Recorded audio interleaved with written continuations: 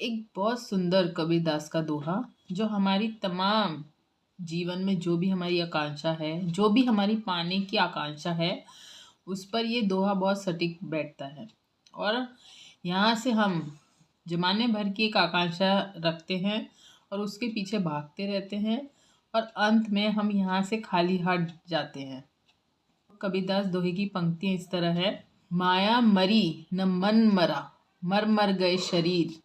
आशा तृष्णा न मरी, कह गए दास कबीर। कहा जाता है कि कबीर दास अनपढ़ थे, पढ़े लिखे नहीं थे, लेकिन एक एक लाइन मतलब तराशी हुई है कि जो पढ़कर ही हमें यहाँ सीधा हमारे मन को भेद देती है।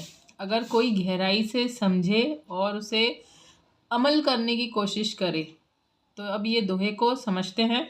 माया मरी न मन मरा, मर मर गए शरीर। इसका अर्थ है कि शरीर एक दिन जरूर मरेगा, लेकिन अंत तक के हमारी माया नहीं मरती।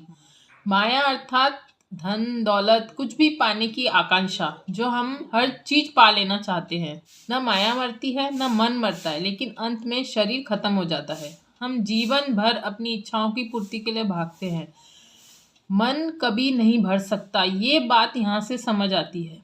क्योंकि अगर एक इच्छा होंगी तो उसके चलते 10 और इच्छाएं हमारे मन में आ जाएंगी, तो हमारा मन कभी नहीं मरता। अंत में एक ऐसा समय आता है जब शरीर खत्म हो जाता है, मिट्टी में मिल जाता है। तो न माया मरी न मन मरा, मर मर गए शरीर। हर दिन करोड़ों लोग मरते हैं, लेकिन सभी की अधूरी इच्छाएं, सपने, लालसाएं, कामनाएं, वासनाएं लेकर वह मरते हैं। अंत में कोई भी खुश होके नहीं जाता। अंत में सब अपनी अधूरी ख्वाहिशें लेकर इस दुनिया से विदा होते हैं। इससे पहले कि हम भी अपना समय चूक जाएं, इससे पहले कि हमारे जीवन का समय अंतिम बेला आ जाए, उससे पहले अपने इस माया रूपी मन को जो हमें हर वक्त जाल में फंसा देता है, कभी रिश्तों के, कभी प्रेम के, कभी धन की लालसा, कभी कुछ चीज और पाने की लालसा। यहाँ काम नहीं चला संसार में तो आध्यात्मिकता में भी कई तरह की इच्छाएं प्रकट हो जाती हैं। किसी को बहुत पावर चाहिए, किसी को बहुत ज्ञान चाहिए, किसी को मोक्ष चाहिए। तो ये सिलसिला चाहे संसार में हो चाहे आध्यात्मिकता में, पाने की लालसा, पाने की चाह मन का स्वभाव है। और जब तक ये स्वभाव मन का रहेगा, ना आप संसार जी पाएंगे, ना आप आध्यात्मिक दुनिया में विचरण कर सकते हैं। तो इससे पहले कि समय चूक जाए, इस चीज को गहरे से समझ लेना बहुत जरूरी है। तो कबीरदास कहते हैं, न माया मरी न मन मरा, मर मर गए शरीर।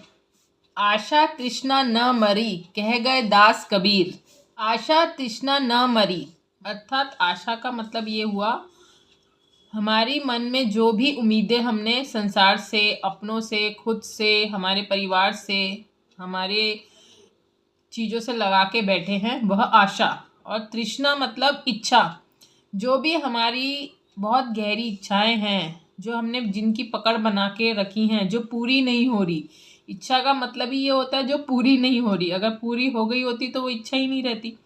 तो जो हमने अपने मन में इच्छाएं बसा के रखी हैं, आशा तृष्णा न मरी, कह गए दास कबीर। जब तक कि यह आशा तृष्णा अर्थात चाह मरती नहीं, हमारा मन विलुप्त नहीं होता, हमारा मन मिटता नहीं, तब तक के हम जीवन में सच्चा आनंद, सच्ची संतुष्टि नहीं पा सकते।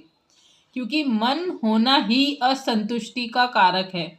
जहाँ मन है वहाँ आप असंतुष्ट हैं। अगर आप सच में सच्ची शांति चाहते हैं, सुकून चाहते हैं, सेटिस्फेक्शन चाहते हैं, जो है जिसमें जीना चाहते हैं, तो आपको अपना रुख आध्यात्मिक यात्रा की ओर करना होगा। पहला स्टेप, आपको अपनी आध्यात्मिक यात्रा स्टार्ट करनी होगी। फिर धीरे धीरे आपको अपने जीवन को वर्तमान क्षण में लाकर, जो है, जितना है, जैसा है, उसको अपना सौभाग्य मान के, एक्सेप्ट करके आगे अपने जीवन में बढ़ना होगा।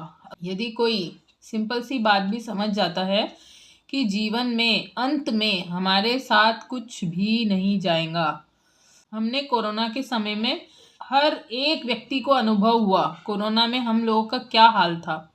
लाखों लोगों की मृत्यु हुई, लाखों लोग इस दुनिया से चल दिए और लाखों लोगों के अपने खो गए। उनमें से कई लोग के रिश्तेदार, कई लोगों की हालत खराब हुई। तो यहाँ से हम एक समझ सकते हैं कि जीवन का कोई भरोसा नहीं, कब हमारे जीवन की अंतिम बेला हो, क्योंकि समय बहुत तेजी से बीत रहा है। हमारे जीवन का समय तो वहीं खड़ा है, लेकिन हमारे जीवन का जो बहुमूल्य समय है वो एक एक क्षण कीमती है।